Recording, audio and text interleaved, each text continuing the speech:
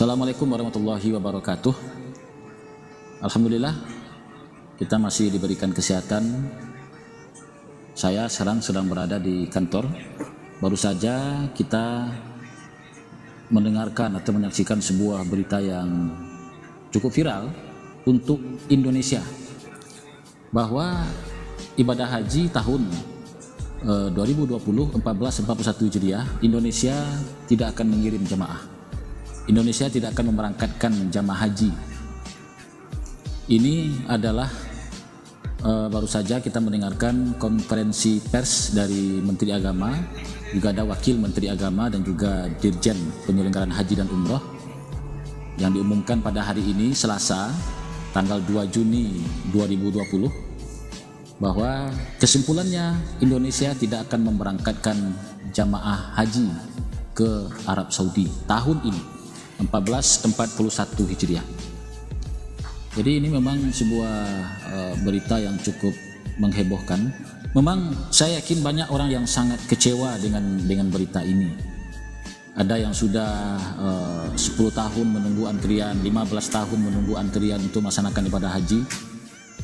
Namun akhirnya sekarang ketika sudah ditetapkan menjadi calon jamaah haji dan malahan sudah juga melunasi ONH-nya, makanya saya pesankan kepada Bapak Ibu jamaah calon haji yang telah apalagi telah melunasi, mohon bersabar. Ini adalah ujian buat kita semua.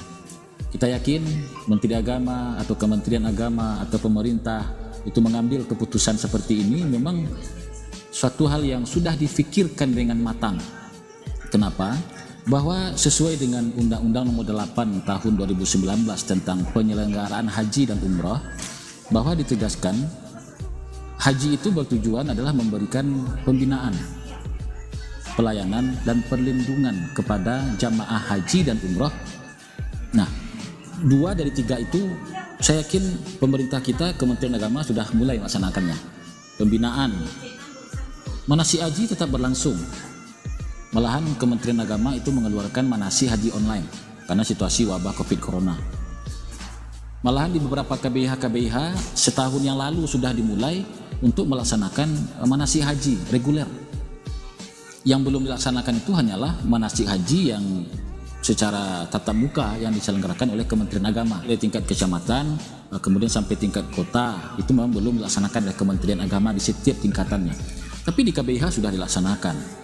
Secara online juga sudah dilaksanakan oleh Kemenag. Jadi pembinaan itu sudah dilakukan. Kemudian pelayanan.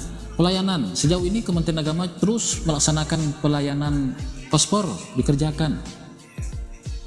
Pelayanan akomodasi disiapkan di berbagai embarkasi. Pelayanan untuk konsumsi di tender. Semua dilaksanakan terus. Malahan barusan saya melihat itu di depan kantor bidang penyelenggaraan haji dan umrah di Kanwil Kemenag, itu untuk materi masing-masing jamaah yang akan mendapatkan materi bimbingan manasik haji, sebuah buku itu sudah sampai di Kanwil.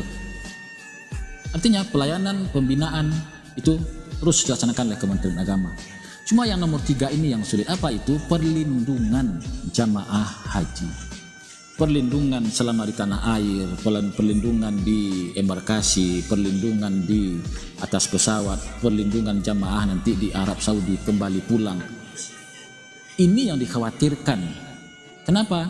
Karena saat sekarang itu wabah virus corona itu masih menjadi-jadi. Dan malahan kita dengarkan dari paparan Menteri Agama, sejauh ini itu pemerintah Arab Saudi pun belum memberikan kepastian tentang penyelenggaraan ibadah haji itu. Makanya pemerintah Republik Indonesia melalui Kementerian Agama itu telah memutuskan tanggal 2 Juni. Kenapa? Karena waktunya tinggal puluhan, malah kalau salah hanya 20-an hari lagi. Masa dalam 20 hari ini bisa melaksanakan seluruh rangkaian ibadah haji itu sulit.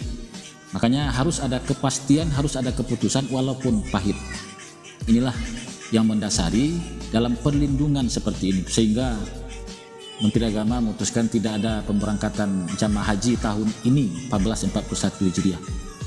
Nah, Lalu bagaimana dengan jamaah yang telah bayar? Ada beberapa alternatif, mau diambil boleh, dananya kembali silakan, atau mau tetap diberangkatkan tahun besok juga silakan, juga boleh. Silakan pilih. Untuk petugas bagaimana? Untuk TPHD bagaimana? Ada ketentuannya. Silakan itu dengarkan YouTube-nya. Sebelum ini saya telah share itu bagaimana keputusan Menteri Agama dalam konferensi pers tersebut. Biasanya pelaksanaan ibadah haji itu kan dimulai tanggal 4 Zulkaidah, itu sudah berangkat. 4 Zulkaidah itu telah berangkat ke Tanah Suci kloter pertama. Seluruh Indonesia ada 13 embarkasi berangkat dari tanah air. Coba sekarang dalam situasi pandemi virus corona, coba bayangkan bagaimana prosesnya itu. Protokol kesehatan mesti ditegakkan. Orang harus dalam jarak 1,5 sampai 2 meter. Bagaimana di asrama hajinya atau di tempat duduknya bagaimana prosesnya. Lalu nanti ketemunya jamaah dengan selama di embarkasi bagaimana. Di atas pesawat bagaimana pula protokol kesehatannya. Dalam penerbangan bagaimana. Apakah kapasitas pesawat yang 450 itu atau 399 itu lalu kemudian diselang-selingi antar bangku pesawat. Kenapa? Karena COVID. Itu rumit sekali. Belum lagi nanti di sana ketika ketemu dengan berbagai jamaah lintas negara. Sementara COVID ini penyebarannya luar biasa, sangat mudah. Makanya tentu hal ini kita maklumi keputusan pemerintah. Kenapa? Karena ini ada aspek yang menyebabkan tidak mungkin dengan normal kita melaksanakan rangkaian ibadah haji. Maka oleh karena itu barangkali kita menghimbau kepada masyarakat untuk bersabar.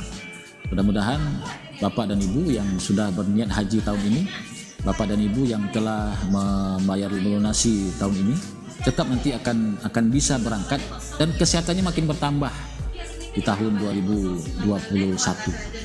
Kita harus memahami dan makluminya. Terima kasih. Assalamualaikum warahmatullahi wabarakatuh.